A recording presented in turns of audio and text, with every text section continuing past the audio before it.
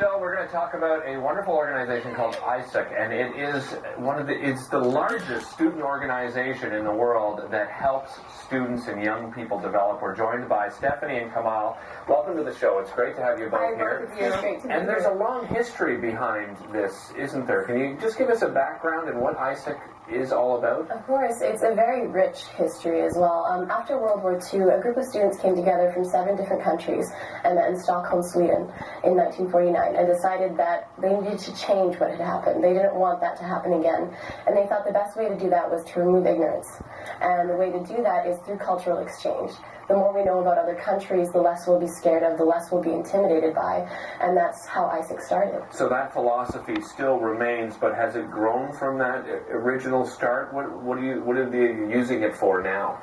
So it started with 7 countries, and now it's over 100 countries. Wow. So that's incredible, and Canada joined in 1958, so now there's 28 universities that are part of AIESEC, so it's really great way to unite everyone as a whole. So that was really the main point of AIESEC. So, after World War II, a group of students came together and they didn't want to see that happen again. So they thought, well, it's wonderful that it's been this exponentially, really. Tell us a little bit about some of the programs, because there are many. We were having a look at the website, and it's really unbelievable. Maybe we'll start with the Global Internship Program. Okay, so there's 4 different types of internships. You can have development internships, you can have educational internships, there's IT internships for the tech industry, and there's managerial internships. So the acronym for AIESEC actually doesn't stand for anything anymore because we've expanded to so many different areas.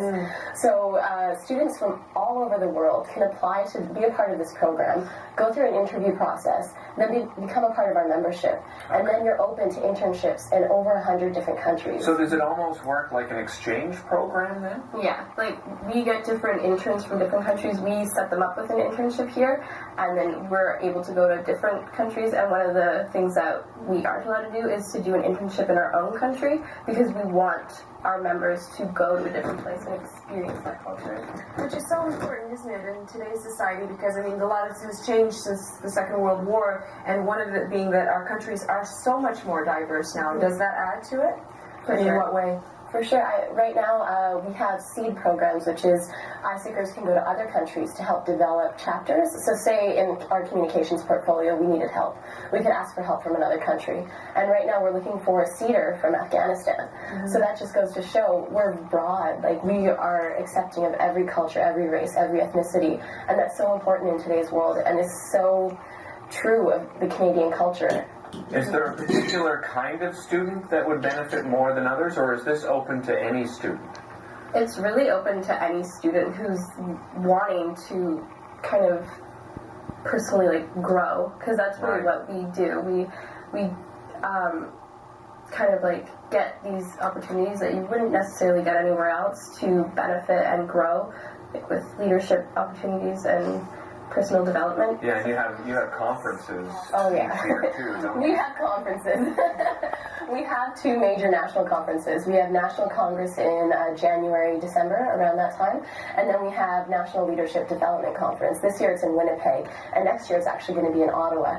And the biggest part of that is personal development.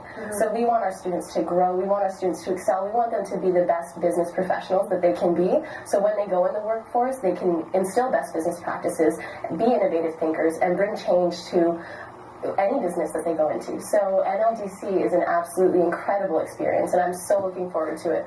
We're applying for grants for our students to go, because we think that anyone should experience it. Well, obviously the benefits for students is just, endless. The learning and everything that you can gain from being a part of it. Let's talk just briefly about the benefits for actually employers to get on board. Yeah, for sure. Anything that you want as an employer, we are willing to match with you. So we have a matching process on our internal server, and students from all over the world can apply. You go through a process of filling out a form as an employer, and say even if you want someone who speaks English, French, and Spanish, or if you want someone from this country or specific to this industry or this diploma, we will give you that sort of criteria to work from, and we will find those people for you, give you their resumes, and you get the opportunity to interview them. Wow, what a great way to Yeah, match it really up is. employers and employees, Very because we are a global economy Yeah. now, and this is where students have to start focusing. Thank you very much for being here. Really Thank you so appreciate it. much. Great information. If you want to find out more information, visit www.isec.ca/Carleton. Don't go away. We'll be right back right after the break.